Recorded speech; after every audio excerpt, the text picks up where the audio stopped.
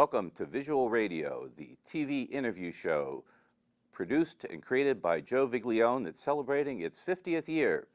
This interview show features interviews with noted figures from the world of music, film, sports, and politics. I'm your host, Paul Norman. Joe's guest today is Tom Hambridge, the five-time Grammy Award-winning singer, songwriter, producer, and drummer. Tom's most recent Grammy was won in 2026 for his work on Buddy Guy's Ain't Done with the Blues.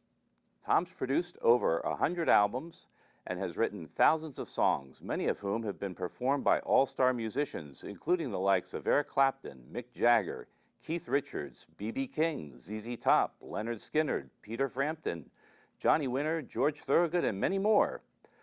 Joe and Tom, welcome to the show. Hey, Tom. Hey, Joe. How are you? Good. I'm excited that you're coming to Boston. Me too. It's been a long time, and I can't wait to get up there. What's interesting is you're going to be playing a new venue opened by Gary Summers, our old friend.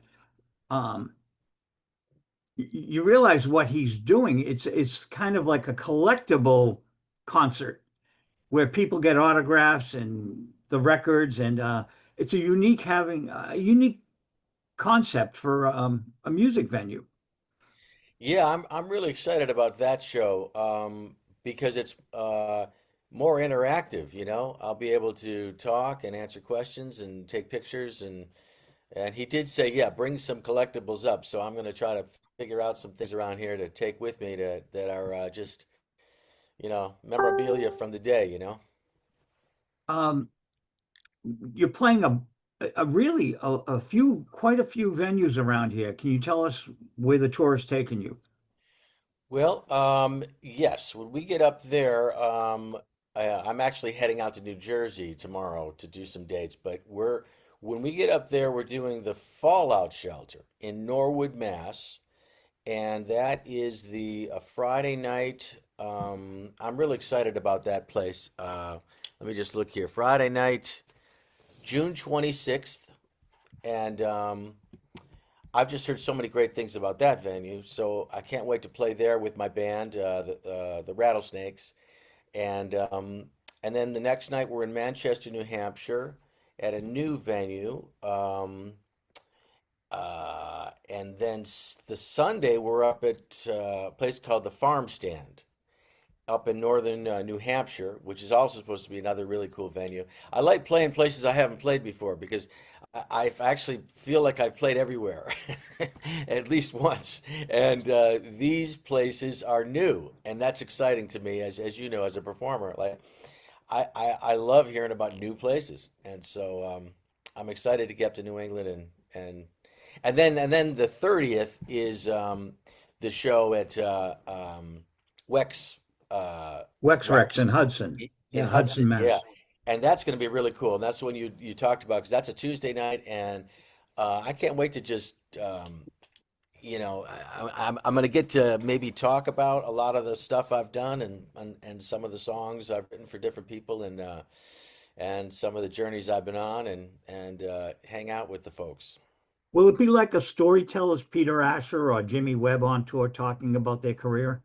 Yeah, that's where it's set up. Like, I'm going to be able to play some songs and maybe discuss how this song got to Eric Clapton, or what was it like when I recorded it with Mick Jagger. You know, some crazy stories because even I can't, you know, sometimes process all that stuff. But it happened, you know, and I never dreamed a lot of the stuff would happen, but it did. So I can explain how, you know, some of the dots got connected, and then play maybe a song and explain how I wrote it. Peter Asher did the Regent last May 18th last year, 2025, and brought the house down. It was packed, and you know, Linda Ronstadt songs, James Taylor, and his story is unique, where he lived with Paul McCartney. I know his sister, right, was Paul's girlfriend, Jane Jane Asher, Asher. right? The actress. I mean, yeah, I mean, wow, They wrote "For Me to You" in the basement, John and Paul, on the unbelievable. mother's piano. And she, I guess, taught George Martin whatever instrument she played. Pretty amazing. Wow, wow, Yeah. Who yeah. was in your band? Well, I've got some pretty legendary New England guys. I've got Sal Baglio, who's the guitar player for the Stompers, and Jimmy Scopa, who played with me with my band TH and the Wreckage for 100 years in Boston, and Dave Fox on drums, Sven Larson on bass. All those guys are legendary career guys and played with a lot of different people, and they've been my traveling band. So it's really cool to go out with those guys. June 29th, 1978, Sal Baglio and I did our very first show at the Paradise. Wow. Yeah, with Steve Gilligan and the Stompers. And What year was that? June 29th, 1978. Wow. I played there Wow. 49 times. I think I got the world's record. You're like the Billy Joel of Madison Square Garden, but only of the Paradise. I like this. Yeah, you Billy set the Joel record. recorded "I Got Away." Yeah, "She's Got Away" at the Paradise. Wow. Yeah, it says "Flip of a 45" or it was actually the hit.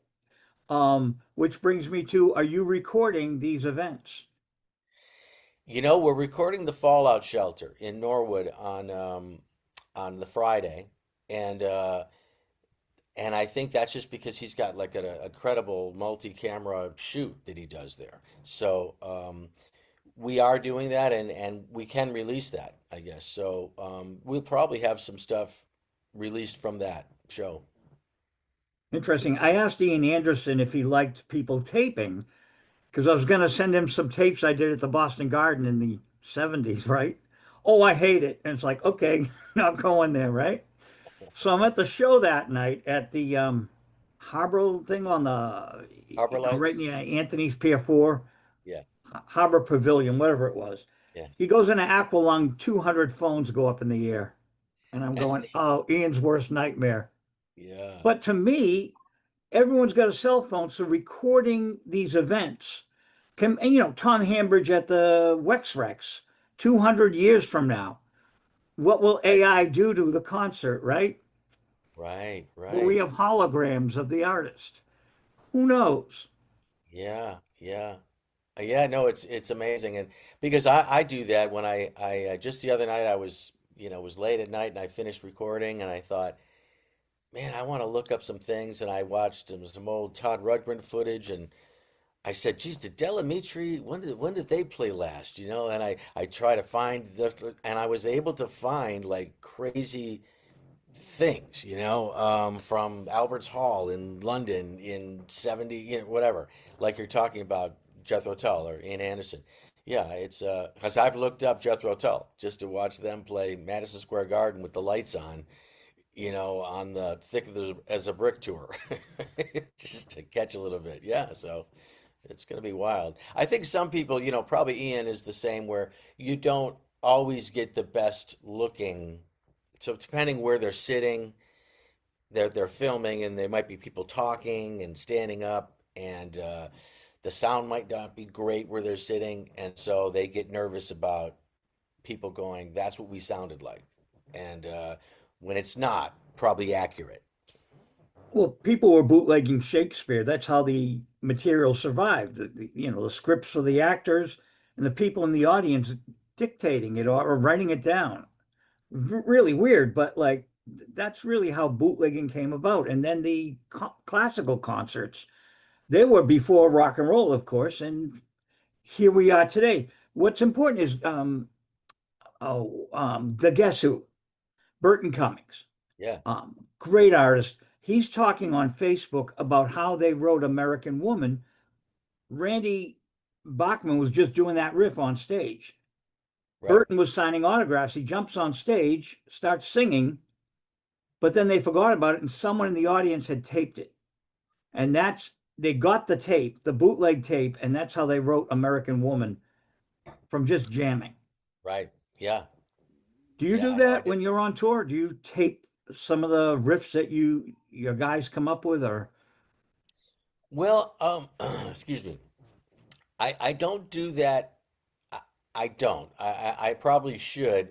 Um, I used to tape sound checks ah, when, when we were on the road. I did a lot of touring where I would be out opening for Leonard Skinner or ZZ Top or whatever in these big venues, and uh, I'd be just tape the sound checking and trying to just get the sounds right, but because I could experiment with different grooves or ideas, and then I do it in the studio though. When I'm recording in the studio, nowadays with Pro Tools, a lot of times I just keep the engineer rolling. So when I'm showing the band the song and I'm telling them, like, this might be the intro. Maybe you play this little lick on the guitar and the keyboard, just hit a G. And when I come in with the groove on the drums and start singing, everybody feel their way in. And we'll just try this intro idea. Now that might turn into something that I can go back and go to the engineer, play that first thing we did before we all learned the song. How did we all fall in? And I'll hear that and go, guys, listen to this. You weren't sure what you were doing, and that's magic, And so let's try to use that. So there's definitely positives to recording. tell me about the new album. How did that come about? Well, the latest one is called Down the Hatch, and that's a new record. And that, well, the Blu Ja Vu record had done so well, and so the record company asked me if I could just get another one out there. And again, I think Blu Ja Vu had a lot of songs on it that I had recorded or that other people had recorded my songs. So there's a song that Buddy Guy had recorded and a song Joe Bonamassa or whoever they had recorded these songs. So George Thorogood and I decided I wanted to do my versions of those songs. And then on this record, it's more of just new songs that other people hadn't recorded, just stuff that I kind of more personal songs, I guess, um, that I didn't give to other artists. I kept myself, and so it's out. It's getting good reviews all over the world, and I'm excited. I'm excited to still be making music. Joe, just still being able to be creative and having people come to my shows and playing with my friends who are great musicians and creating music. I'm blessed. No, it's incredible. Where'd you get the name Blue Ja Vu? That was the record company, Bruce Quarto. He came up with that, Really? and yeah, I was in Australia, I remember, and he said we need a title for the record. And a lot of times it just is a song title off the record. And I just, I think I had some really bad ideas for titles. And he went, well, let me think about it. And he got back to me and he said, I got an idea, Blu Ja Vu. And the reason was, he said, deja vu, like you think you've been there Ah, before. A lot of these songs, they're going to go, why do I know this song? And it was recorded by George the Thorogood or Johnny Winter or whoever, but they wouldn't know that I wrote the songs. So he thought that would be a great title, Blu Ja Vu. And I love it. So played with Andy Pratt and Johnny Winter. Um, two different personalities, but personalities that are larger than life. Um, Andy came from a political family. He was in the Gulf of Tonkin when the Vietnam War started with his uncle, who was, wow. I think, Paul Nitzer, the Secretary of State. So Andy has a unique story, and then you played New York with him. Yeah, I did a Um, live record with him. Yeah. any people that we don't know about that aren't, on the web that you played with that you found very interesting? Boy, well, there's a lot, man. There's been people like Chuck Berry and Roy Buchanan was one that was an amazing Nice. guitar player. and a dear friend. Boy, when I think about, how I love songs, and I love when I was really little listening to my dad would drive around, I'd be in the old car and listening to all these songs, and then ending up playing. I was fortunate enough to, for some reason, to end up playing as their band leader for the Hermits, Gary Puckett and the Union Gap, Little Anthony and the Imperials, the Marvelettes, the Drifters, all these crazy Motown. And I remember Peter Noon saying to me, "How come, you know these songs, and you weren't around, you're young." And I said, "My older sister had your greatest hit record, and I was 5 years old, and she would play it, and I would play. I had a drum set, and I would play to it, and I would sing all the harmonies, and because I was singing all the parts, on stage with them." And he said, "I don't get it." Same with the Rascals. When I met Felix Cavallari, I was honored to produce a record for him, and he said, "Would you want to come out and play some dates with the Rascals?" And I said, "That would be a dream come true. Are you kidding me?" And he goes, "Well, my drummer, blah, blah, blah, come on out. We'll do a run through the Northeast or wherever, New York." And playing those songs, Lonely Too Long and What Is the Reason for Falling, I knew all the drum parts that Dino played because I just played. That's how I learned to play drums, just playing these songs. And it wasn't songs of my contemporaries like Aerosmith or, the bands when I was in my teenager years. It was when I was younger. I played all those songs. And so a lot of those bands like Felix Cavallari, people like that, I pinch myself when I think of the guys that kind of invented this stuff that we're doing, Bo Diddley. I got to play with Bo Diddley and whatever, a lot. I can't think right now, but just so many that I've been blessed to play with that I think like Johnny Winter and Andy Pratt, I didn't know. I mean, Andy Pratt was kind of ahead of me in Boston. He was older. His record had kind of peaked before I knew of him. But I knew of him. I knew of him as this legendary guy, but I didn't see him perform or anything like that. So when I met him, I actually met him in Nashville. He moved to Nashville for some reason and s- and whatever, looked me up and said, "I want to do a live record in New York, and would you play drums on it?"